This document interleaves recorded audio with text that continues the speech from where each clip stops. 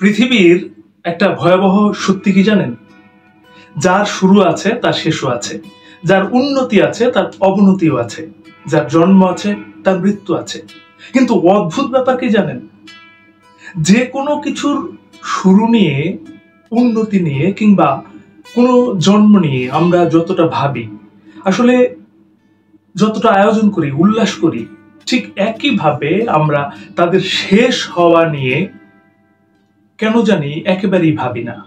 অথচ কারো জীবনের শুরুতে যেমন গুরুত্ব দেওয়া উচিত, তেমনি উচিত শেষটুকুকেও একইভাবে সমান গুরুত্ব দেওয়া। কারো উন্নতিতে যেমন কারো সাথে উল্লাস করা উচিত, কারো অবনতিতেও উচিত তার পাশে থাকা। কেউ কিছু করতে পারুক আর না পারুক, অন্তত শুধু পাশে থাকারই অনুভূতিটুকু দেয়া, তার কষ্টগুলো বোঝা। কারো জন্মের আগেই যেমন তাকে নিয়ে হাজারো চিন্তা থাকে, আয়োজন থাকে, তেমনি কারো চলে যাওয়া নিয়েও আগে থেকেই ভাবা, তাকে সঙ্গ দেওয়া।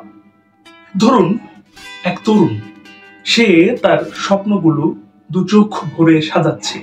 সে জানে সামনে তার অনেক চ্যালেঞ্জ। সেই সবগুলো চ্যালেঞ্জের মুখোমুখি হবার শক্তি, স্পৃহা তখন তার ভেতর থেকে শতভাগ থাকে। সে জানে তার হাতে জীবনের বহু সময় পড়ে আছে। কিন্তু সেই তরুণ যখন বৃদ্ধ, তখন কিন্তু তার সামনে কোনো চ্যালেঞ্জ নেই, কোনো কিছু নতুন করে জেতার অবকাশ নেই, এমনকি তার হাতে কোনো সময়ও নেই। তখন সেই মানুষটার দিন কিভাবে কাটে তাকে কেউ খুব গভীর করে সময় নিয়ে ভাবে? প্রচন্ড ব্যস্ত জীবন থেকে আস্তে আস্তে অবসরে চলে যাওয়ার সময়টুকুতে কি তার মনের গভীরের হাহাকারগুলো কেউ কোনোভাবে কান পেতে শোনে না। শুধু সেই মানুষটাই জানে ধীরে ধীরে তার প্রয়োজন ফুরিয়ে আসছে, তার সময় ফুরিয়ে আসছে। তার জন্য সবার দেয়া সময়ের পরিমাণটাও তখন ফুরিয়ে আসে, কেমন করে যেন নিজেদের অজান্তে। মানুষ পৃথিবীতে আসে যেমন একা, যাবার আগেও বুঝে ঠিক একইভাবে সে একা হয়ে যায়। যে মানুষটা এক সময় উন্নতির চরম শিখরে ছিল, হয়তো পৃথিবীর সবাই তাকে এক নামে চিনত, সেই মানুষটারও কিন্তু এক সময় সেই ভালো সময়ের শেষ হয়। যে মানুষটা এই মুহূর্তে স্টেজ কাঁপিয়ে তোলপাড় করছে দুনিয়া, সেই মানুষটার জনপ্রিয়তাতেও কিন্তু ভাটা পড়ে একটা সময়। কারণ তার জায়গায় দুনিয়া তখন অন্য কাউকে দেখতে চায়, নতুন বা প্রবীণ কাউকে দেখতে চায়। এটাই নিয়ম, এটাই তো ভীষণ স্বাভাবিক, তাই না? কিন্তু সেই মানুষটার এই প্রয়োজন ফুরিয়ে যাবার সময়টা নিয়ে কেউ কি ভাবে? এ ধরনের মানুষগুলোর জন্য কতটুকু অন্যরকম আলাদা কোনো ব্যবস্থা কেউ কি করে?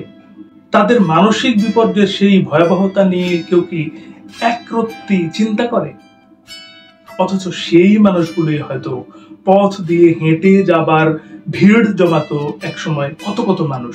তাদের এক নজর দেখতে পারাটাও হয়তো ছিল কারোর জন্য মস্ত একটা কিছু বিষয়।